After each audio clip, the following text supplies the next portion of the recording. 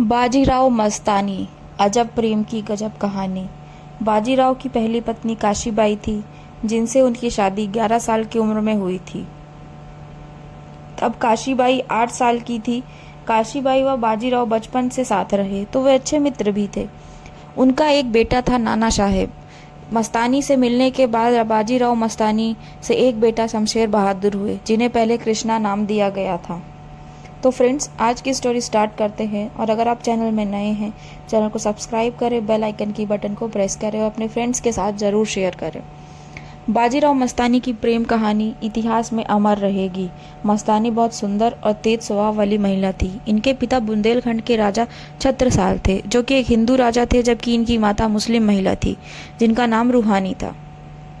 इनकी प्रेम कहानी में कई उतार चढ़ाव देखने को मिले। बाजीराव पेशवा इनको अपनी पत्नी मानते थे, लेकिन परिवार और समाज की ओर से इन्हें कभी भी पत्नी का दर्जा नहीं मिल पाया। बाजीराव मस्तानी का इतिहास। ये बुंदेलखंड के सम्राट छत्रसाल की बेटी थी। इनकी माता का नाम रूहानी था। इनकी माता नृत्य करने वाले परिवार से संबंध रखती थी, जो कि मूलतः अफगान मुल्क की थी। गुजरात में प्रचलित लोक नृत्य में आज भी मस्तानी का जिक्र देखने को मिलता है।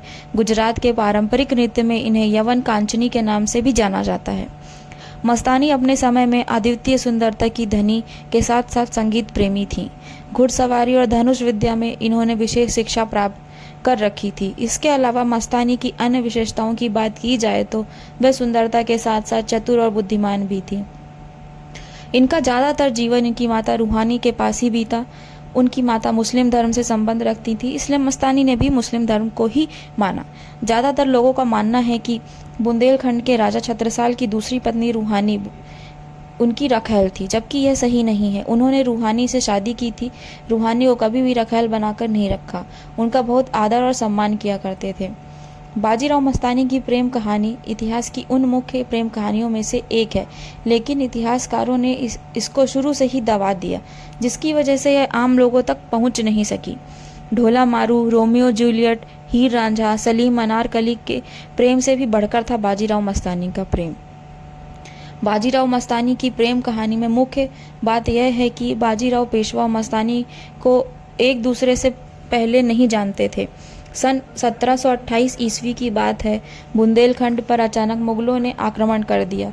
छत्रसाल के पास बड़ी संख्या में सेना न होने के कारण उनको यह लगा कहीं उनका राज्य उनसे छीन न लिया जाए। मुगलों के आक्रमण के डर से उन्होंने उस समय महान मराठा बाजीराव पेशवा प्रथम के पास मदद के लिए संदेश भेजा। कहते हैं कि यह संदेश लेकर मस्तानी खुद गई थी और यहीं पर बाजीराव पेशवा और मस्तानी की पहली मुलाकात हुई थी। बाजीराव पेशवा प्रथम ने मस्तानी को मदद का पूरा आश्वासन दिया और उनके साथ बुंदेलखंड की ओर चल पड़े।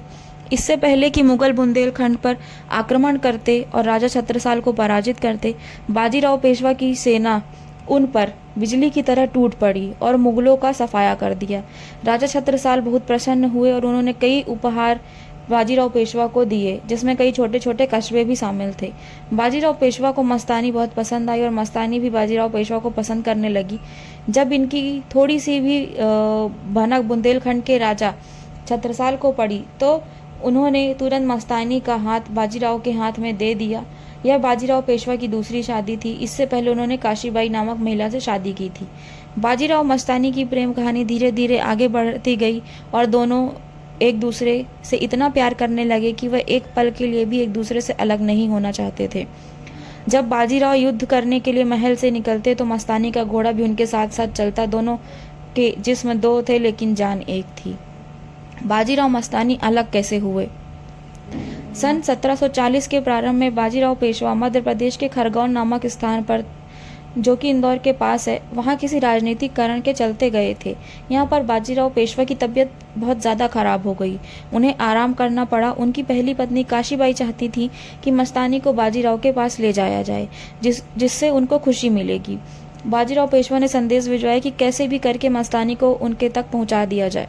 यह बात नाना साहेब और चीमाजी अप्पा को पसंद नहीं आई और उन्होंने मस्तानी को महल में कैद कर दिया।